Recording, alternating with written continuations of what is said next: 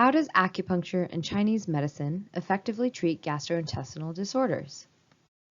Let's take a look at the statistics.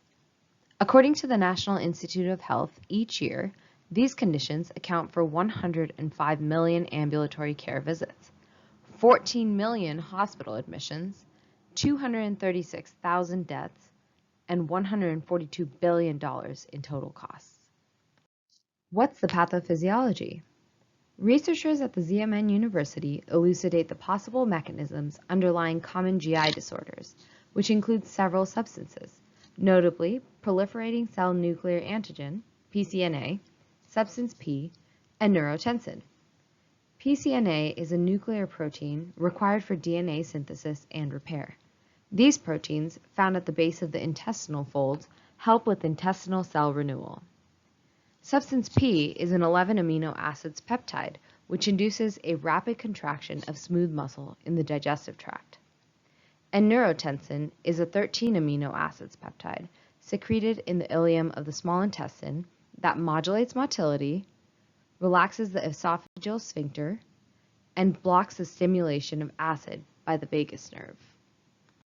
Acupuncture helps to balance the levels of these biomarkers by either stimulating or suppressing the expression of PCNA, substance P, and neurotensin. It also helps to regulate the neuroendocrine immune system and activate the cholinergic anti-inflammatory dependent pathway, which aids in the preservation of intestinal barrier integrity and optimizes organ function.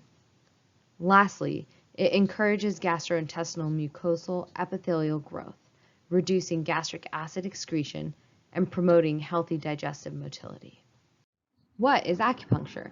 Well, there are 12 primary meridians in the human body, along which there are more than 300 acupuncture points located on regions of the dermis with low electrical resistance close to nerve bundles.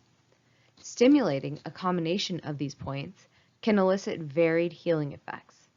The stimulation of these points promotes the circulation of qi and helps to restore the steady internal physical and chemical milieu within the human body. Disruptions of the flow of qi through the meridian pathways occurs due to insufficient or stagnant qi. Patterns of organ disharmony will ensue, resulting in pain and/or disease. The same stimuli applied to the same acupuncture points can induce opposite regulatory responses under different physiological conditions. So, in other words, stimulation of a specific acupuncture point can either increase insufficient qi, decrease excessive qi, circulate stagnant qi, or stabilize disharmonious qi, depending on the individual's unique pathophysiology. These are some of the acupuncture meridians. The exact treatment plan will depend on the specific diagnosis of each patient, based on diagnostic procedures such as tongue, appearance, heart rate, pulses, and other vital signs. Common GI points. Along the stomach meridian channel. These treat abdominal pain, bloating, vomiting, poor appetite, diarrhea, constipation, nausea, and more. Clinical-based evidence.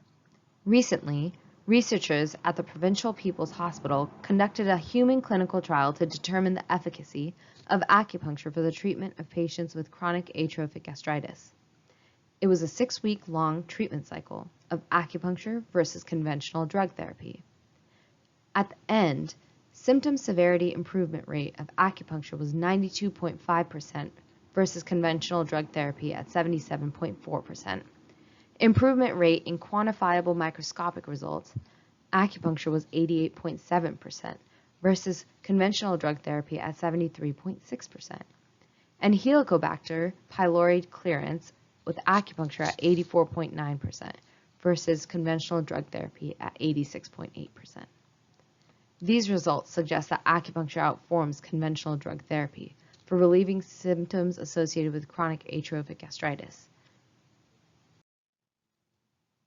Here are several more studies. In conclusion, a growing body of literature continues to support the efficacy of acupuncture for alleviating adverse gastrointestinal symptoms associated with various disorders.